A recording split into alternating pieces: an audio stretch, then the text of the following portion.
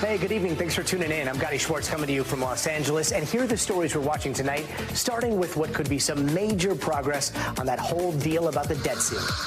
Democrats are committed to making sure that we do our part and avoid a default. Yes, I'm confident we'll pass the bill.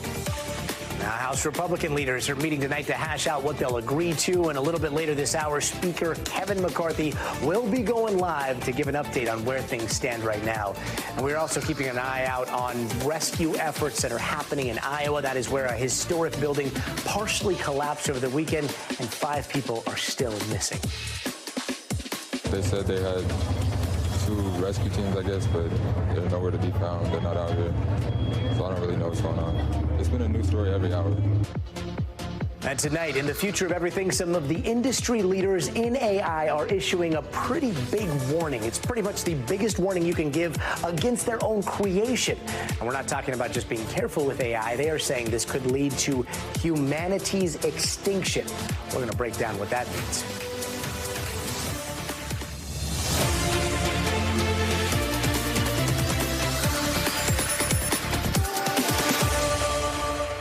And tonight, Congress is racing to pass that debt ceiling bill. And as you can imagine, it's all coming down to a flurry of handshakes and vote counting on the Hill. Now, we expect to hear from House Speaker Kevin McCarthy in just the next 30 minutes, and we're going to bring you that live. But in the meantime, let's bring you up to speed on the big picture here. So over the weekend, it looks like President Biden and House Speaker Kevin McCarthy reached some sort of bipartisan deal on the debt ceiling. But that is really just step one in what could be a pretty rowdy push to get it passed. First up, a vote in front of the House Rules Committee, which is ongoing right now, and then it'll head to the House floor for a vote tomorrow. Some Republican hardliners have already said that they will oppose the bill in the Rules Committee. NBC News Capitol Hill correspondent Ryan Nobles joins us now. Ryan, there are a lot of people who are like, enough with all the intrigue already. Does this thing have the momentum to at least get to the House floor? What do you think? I do, Gadi. The House Rules Committee has been deliberating for quite some time today. It's always a very lengthy process in the Rules Committee. But one of the holdups on that panel, potentially at least, is Congressman Tom Massey of Kentucky, who had indicated earlier on during their proceedings that he is likely to vote yes and allow the bill to make it to the floor. So that will lead to the next fight for Kevin McCarthy coming tomorrow, and whether or not he's going to be able to marshal enough Republican votes to marry the group of Democratic votes that the president and Hakeem Jeffries will provide to get it over the finish line and then send it on to the Senate. It's not going to be easy. There have been quite a few hardline conservative Republicans who have expressed a lot of doubt about this bill, and many of them have come right out and said no. Gotti, right now, Kevin McCarthy behind closed doors with his conference, and you can bet he's counting votes to see if he's got enough to make this happen. And Ryan, we keep hearing the word bipartisan, but that really means compromise here. So what did Kevin McCarthy give up on, and where did President Biden budge?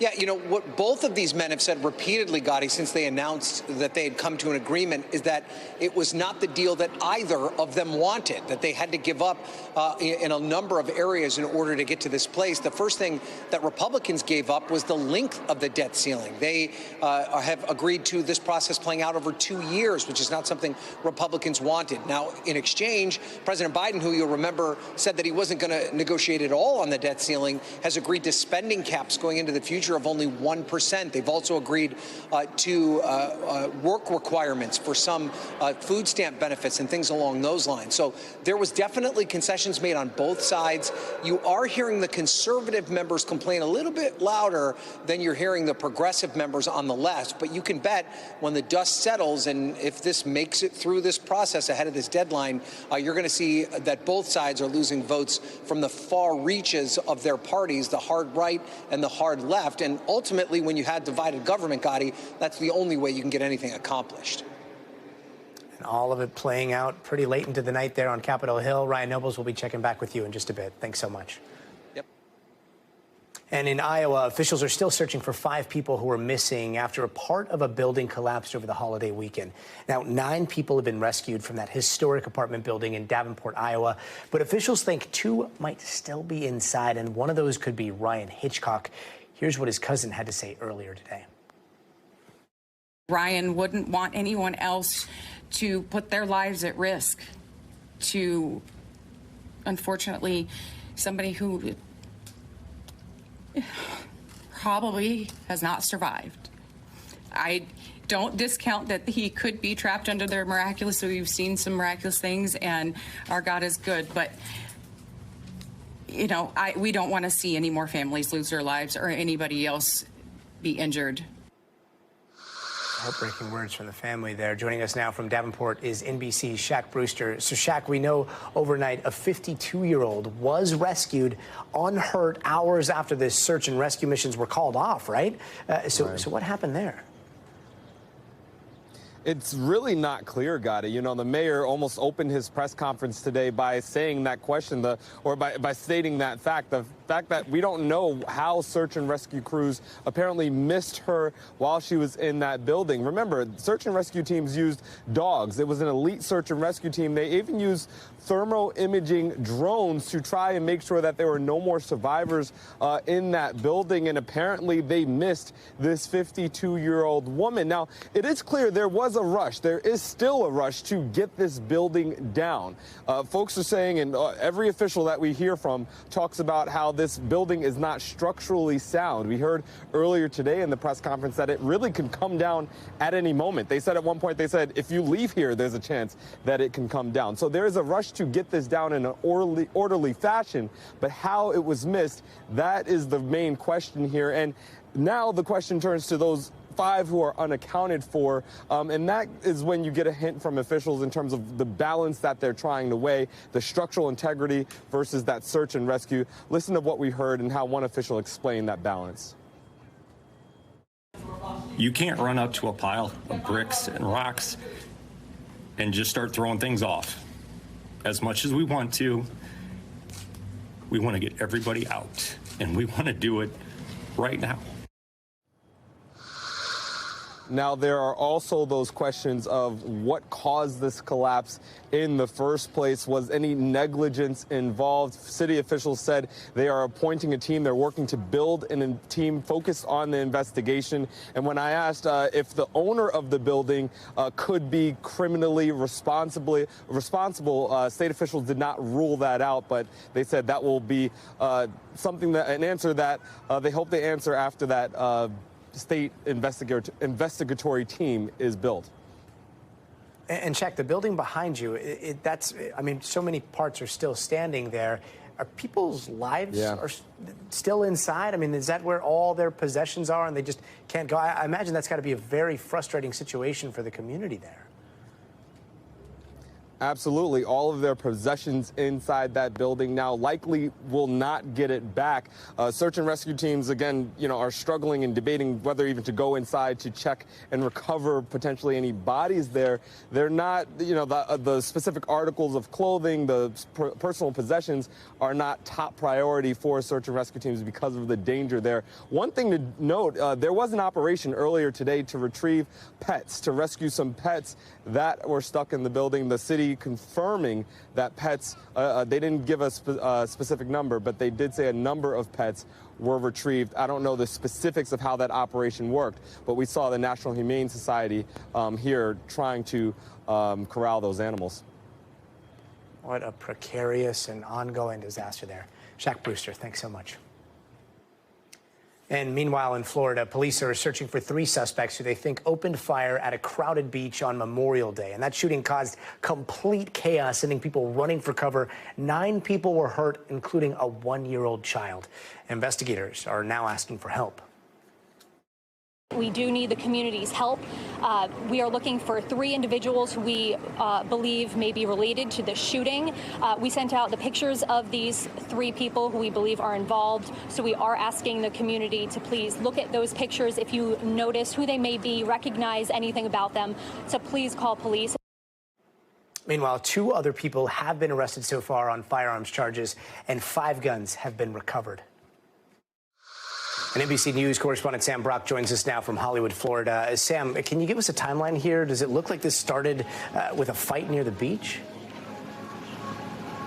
Gadi, it's some sort of altercation. It was about 6:30 at night, kind of like what you're looking at right now, where the sun is not set yet. It's light outside. And according to police, on this promenade behind me, you had two alternate groups. They got into some sort of disagreement, and they just started firing. And it was total chaos, Gadi. There were 9 victims total. They ranged in age. 4 of those victims were young, 1 to 17 years old, so they were minors. The other 5 were between 25 and 65 years old. But the youngest victim, Gadi, just a 1-year-old child.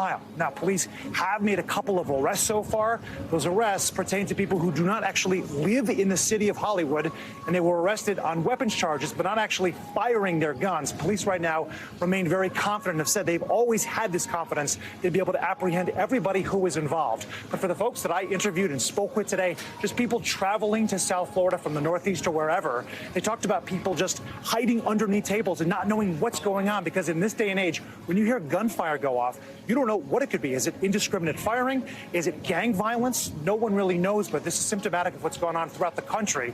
But on a holiday, when families come out, thousands of them, to just enjoy time together with loved ones, they end up witnessing violence. And Sam, 9 people hit. How are the victims doing today? So the good news is that according to the regional hospital, all of them are in stable condition at this point, Gadi. There were 9 people that were hospitalized yesterday. 3 have since been discharged. We don't know the particulars of their condition, but none of them are considered to be in life-threatening condition. Yeah, miraculously. And I know that area is extremely popular. Just behind you, you can see that there's still people out and about. What's the reaction been like for people who live there and for people who are visiting today? People are stunned. And I mean, everyone always says that, right, when this kind of thing happens in your town. But they said that in 8, 9, 10 years, in terms of the business owners that I've spoken with that have pizza shops and restaurants right on the Broadwalk here, they tell me it's never happened before until now. So they're trying to digest that. And also at the same time, Miami Beach has gone through this sort of perpetual, every single year, mass violence on the Memorial Day holiday weekend. It doesn't happen in Hollywood. So the question becomes, Miami Beach this year tightening some of its regulations, beefing up staffing, using local, state, and federal agents to really partner with the officials on the ground there. Did that make a difference and push people that would have maybe been liable to gang activity or any other kind of violence farther north here? We don't know. But this is definitely an aberration, in the words of those who live in this community. Oh, Sam Brock, thanks so much. Thanks, Scott.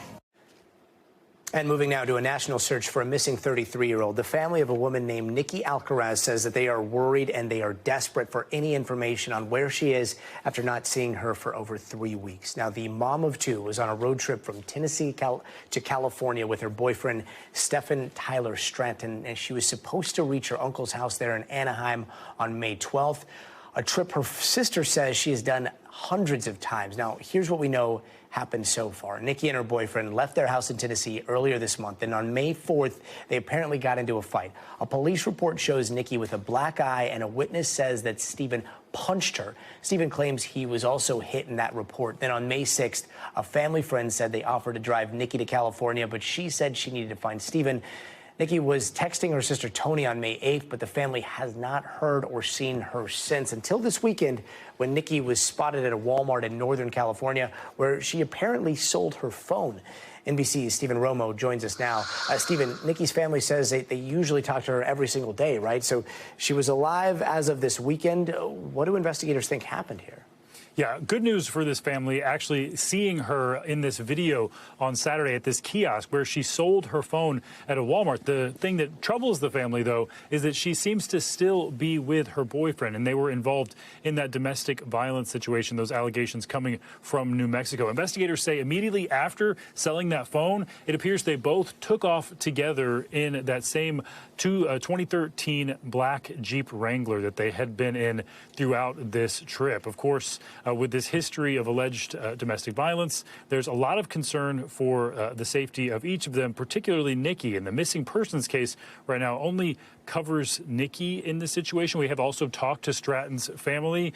They declined to comment about any type of domestic violence situation, but they do say they also want him to be found as well. Gadi.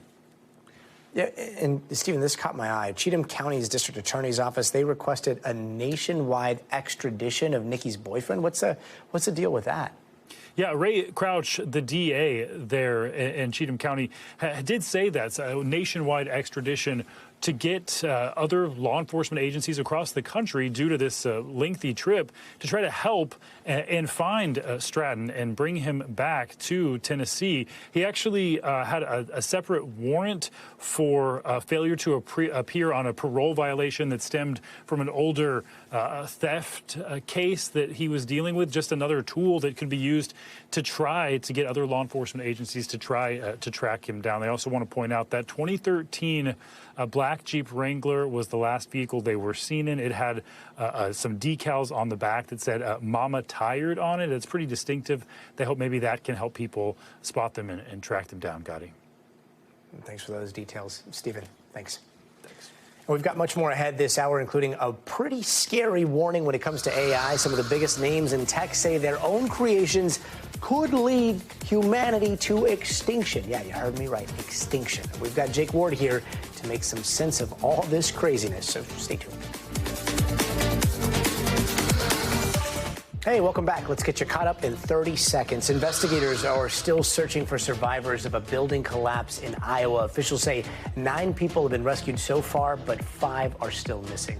And police are asking for the community's help to find the suspect behind yesterday's shooting in Hollywood, Florida. 9 people were hit, including a 1-year-old kid. And any minute now, we'll have the latest from House Speaker Kevin McCarthy on the debt ceiling deal. House Republican leaders just met to discuss that bill, and we're going to bring you that press conference right here as soon as it gets rolling. And June is just around the corner, which means it's almost Pride Month. But here in Los Angeles, there is one particular Pride event that is causing a lot of controversy at Dodger Stadium. Now, the team is set to host a Pride Night later this month where they intended to honor the Sisters of Perpetual Indulgence. That's a group of self-described queer and trans nuns. But after backlash from the Catholic community because of videos that appeared to show drag performers pole dancing around a scene of the crucifixion, the Dodgers took back the invitation. Well, fast forward a few days, and the team has re-invited the sisters and apologized to the group. It's also announced another theme night in July, which is being marketed as Christian Faith and Family Night. NBC's Dana Griffith has been following all this for us.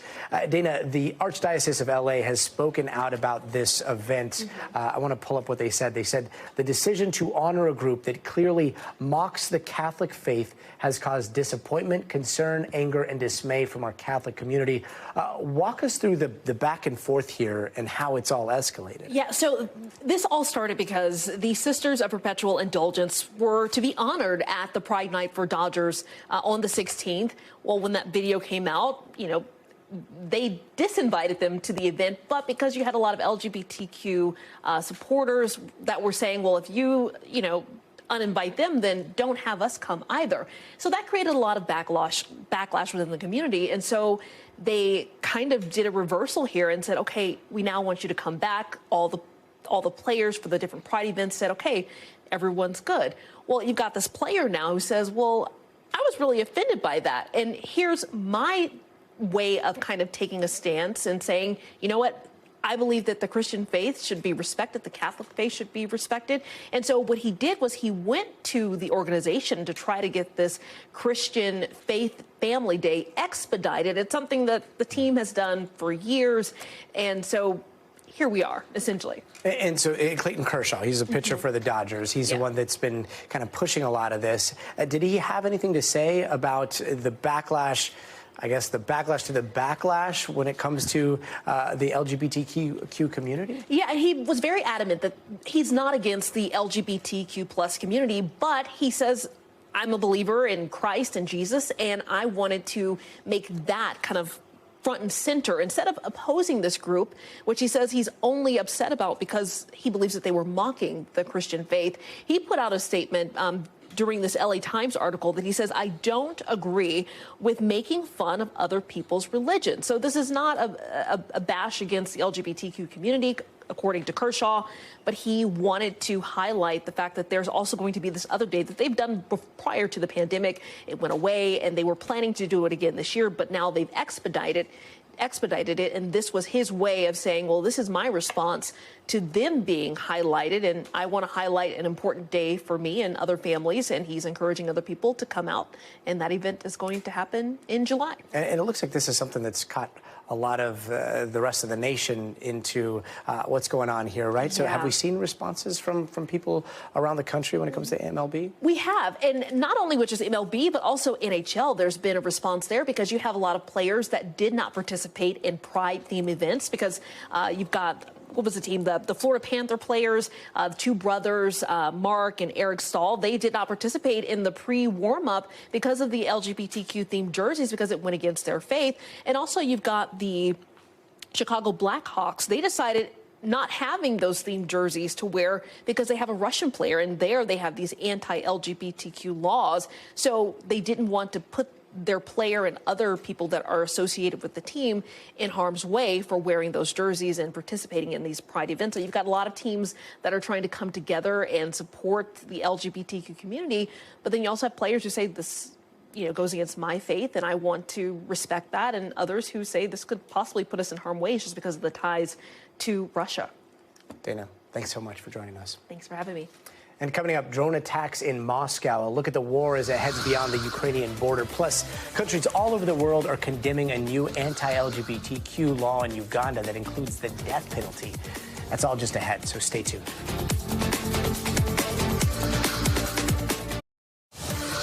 And tonight, Around the World starts in Canada, where wildfires are so bad it is affecting air quality hundreds of miles away. Now, alerts have been issued as far south as Philly, New Jersey, New York, and Massachusetts because of plumes of smoke coming from Nova Scotia. Right now, firefighters are battling one fire that has damaged hundreds of homes and forced the evacuation of more than 16,000 people, leading to some scary escapes like this. Whoa. Whoa, I need to go. Can't see anything. Just haul.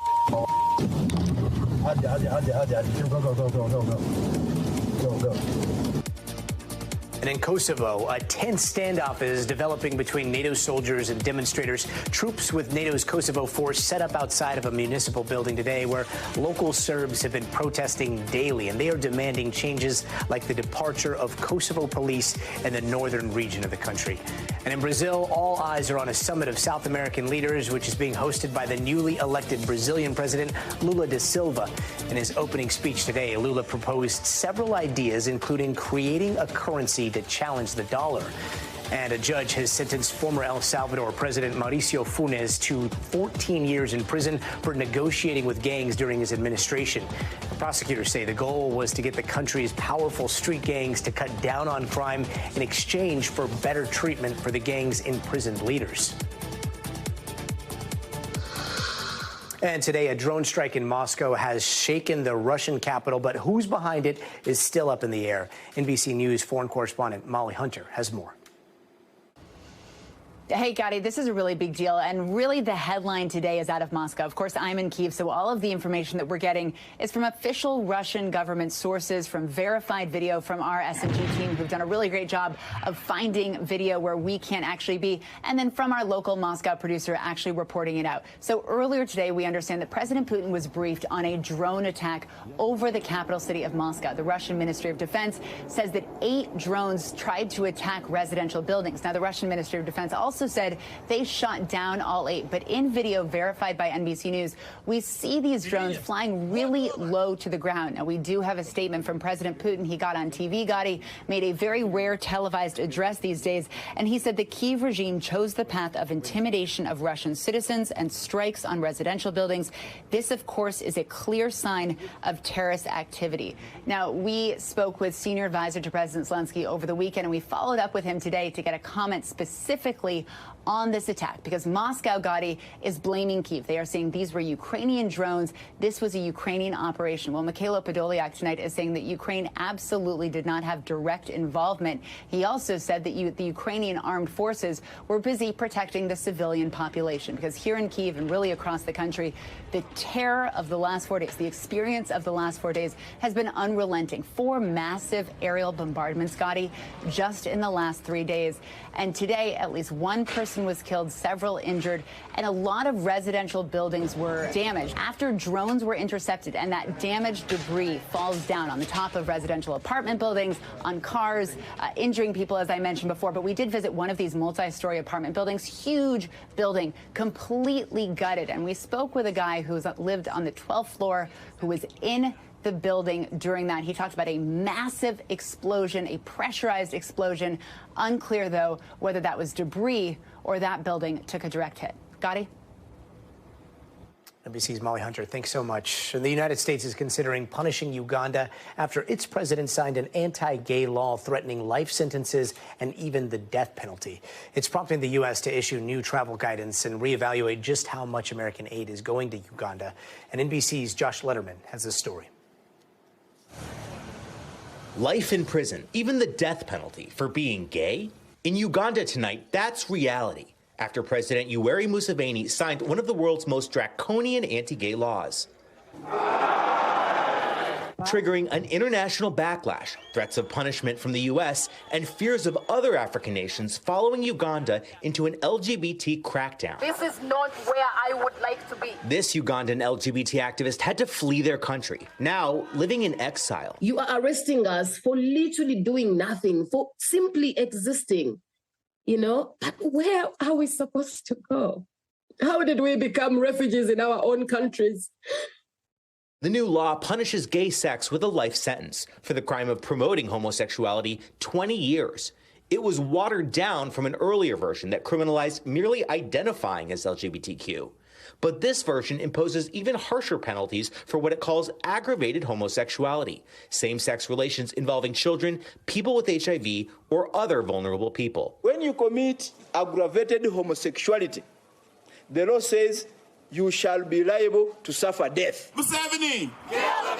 Across the globe, outrage. President Biden calling it shameful. The U.S. saying it will directly impede American aid to Uganda, including in fighting HIV/AIDS. The enactment of Uganda's Anti-Homosexuality Act is a tragic violation of human rights, of universal human rights. Even Republican Senator Ted Cruz, not known as a champion of LGBT rights, calling it grotesque, an abomination, while Secretary of State Antony Blinken threatens visa bans on Ugandan officials. But in Uganda, the law's chief backer brushing off U.S. threats. Let all of us be subjected. In fact, let all Ugandans be denied visas to America, Canada, and the European Union.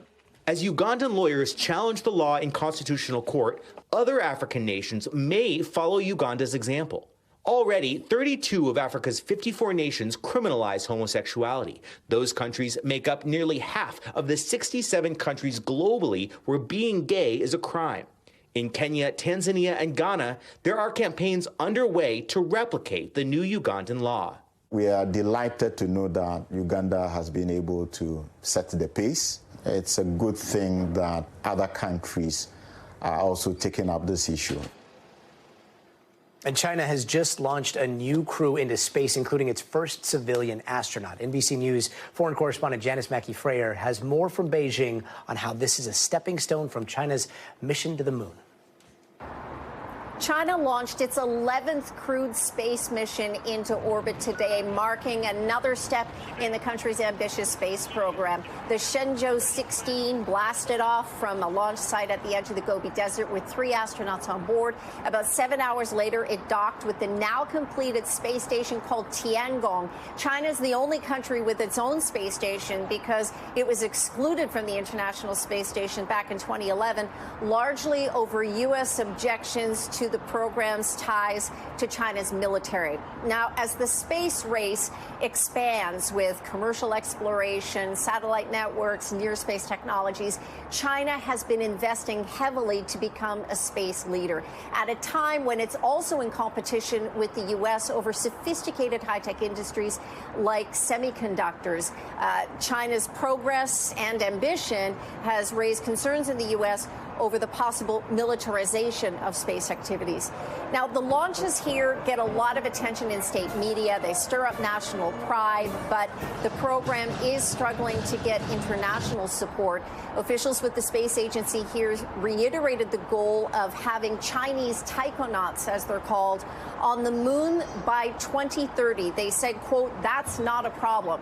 NASA's Artemis missions are trying to do the same before the end of 2025. Both countries want to have a permanent research station on the moon. There haven't been humans on the moon since the Apollo missions. So for one country in this space race, it will mark a major milestone. NBC's Janice Mackey-Frayer, thanks so much. And before we go, the future of everything. The hourly cost of a lawyer could be hundreds of dollars, right? But what if we told you it could be free if it was a robot that was the lawyer? The CEO of Do Not Pay joins us next to explain.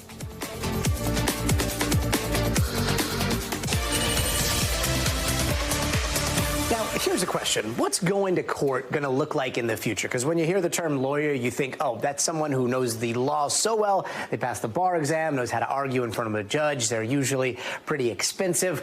Well, what about a world where instead of paying a person to protect you, you could use a robot? And that is already kind of happening. The app Do Not Pay describes itself as the world's first robot lawyer. It's being used to do things like file lawsuits, cancel subscriptions, and even find hidden money.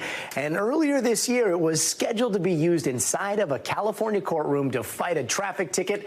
The idea was to have a defendant wear smart glasses that both records the court proceedings and then uses AI to help basically whisper responses into the defendant's ear. But that idea was scrapped after the CEO of the startup says he was warned that he could face jail time if that case went through. And joining me now is Joshua Browder, the CEO and the founder of Do Not Pay. Joshua, welcome. First of all, let's just start off by how would this even work? So AI is really good at coming up with a conversation and things to say. And so we were going to have it in a courtroom where it whispered in someone's ear. It would listen to the court proceedings, figure out what's going on, and then come up with a defense and then whisper back what to say to the judge. And then, I mean, it's interesting because a lot of people would argue that the law is all procedure, mostly procedure, and who knows procedure better than a computer, right? So is that the argument here, that you would use a computer to kind of feed you what is the law and what isn't? That's the argument, yes. You think about AI, and lawyers will be the first to be replaced by AI because they're just charging a lot of money for understanding rules and copying and pasting documents. And it's the same technology behind ChatGPT that we were going to use to power this experiment. And then you got the warning, and jail time is a serious thing to be warned about. What exactly were you told was illegal about this? They were saying it's something called unauthorized practice of law, where you need a license to practice law. And this is a big trend with AI. AI is going to replace a lot of jobs, put millions of people out of work. But the one way that the people with jobs will fight back is they'll use the law, especially lawyers. They'll say, oh, it's breaking all of these rules and stuff. And that's how they'll prevent it from being used. Is there anything in the law that says that a lawyer has to be like a human?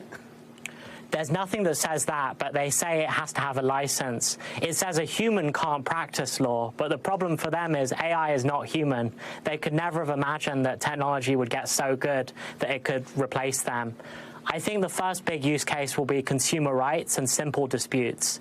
There's a lawyer who's actually getting into a lot of trouble right now because he used it in a plane accident lawsuit, and ChatGPT made up cases, and so he might be going to jail soon. So for more complicated cases like that, it's less good. But for very simple things like getting a refund or getting out of a ticket, it's perfect. And no one has time to argue about that anyways. It's the perfect job for AI.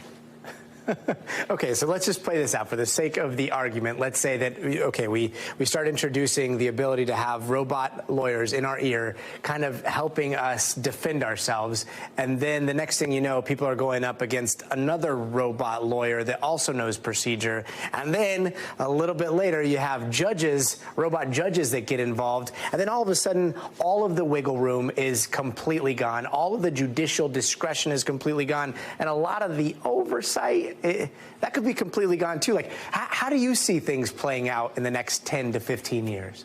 The sad thing about new technology is that it typically goes to the most powerful in society first, the governments and the corporations. And it's already being used to prosecute people, to come up with people's sentencing. In many states, AI is coming up with a recommendation for a judge already today. And so what we're saying, and what I'm saying at Do Not Pay, is we should give power to the people to fight back against this system, because it's already being used to prosecute people. At Do Not Pay, we help a lot of people fight for their consumer rights and lower their bills, and we have AI on their behalf represent them, like getting them out of a utility bill. And on the utility ends, companies, they have AI chatbots talking to our AI, so the two AIs are already negotiating to get the best outcome. So this is the future, and it will start with simple disputes, but then eventually go to more complicated areas. Joshua, there's breaking the law, and then there's breaking the entire legal system with AI. Thanks so very much for the conversation. Thank you. From time to time, we can all use a good pep talk, right? And boy, does one 5-year-old in North Dakota know how to inspire. NBC's Zincle Isamoah has his story. Yes, you are smart. Every morning before heading off to school, 5-year-old Cohen Nordine and his nanny Eva Abfalter say these daily affirmations. Say I am handsome. Yes, you are handsome. It's been their ritual nearly every day for the past year. It's not just something he's repeating, but it's something he is actually affirming to himself and making himself believe, and putting it out into the world that he is all of those things and so much more. Eva says she got the idea from TikTok and immediately thought of Cohen, hoping it would support the North Dakota child through his journey with Down syndrome. Before the affirmations, Eva says he was nonverbal and had very limited speech.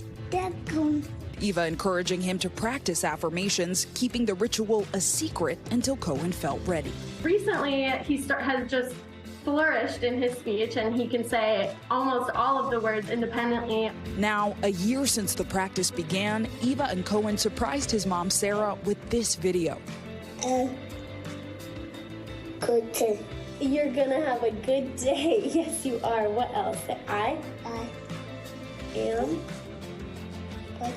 You're important. Yes, you are. Showing that consistency and care pay off. She believes in Cohen as much as, my husband and I and his siblings do. Eva has nannied for the Nordines just a year and a half. In that time, they say she's become family. We just trust her so much. Eva starts grad school in the fall, studying language and speech pathology, and hopes to work with more children like Cohen. There's so much negativity out there, and so many naysayers and people who look at a kid with a disability and think that they're not capable and that they're not smart. And it's really sad. And Eva says the impact is reciprocal. Cohen's affirmation journey reminding her that anything is possible. You almost need someone like Cohen in your life to show you that they are just as capable, if not more, of everything that I can do, everything that everyone else can do. They just have to work a little harder. You're going to have a good day. Good day. And reminding us as well. Zincle Isamoah, thanks so very much. And that does it for us tonight. Thanks for watching, and we'll see you tomorrow. So stay tuned now.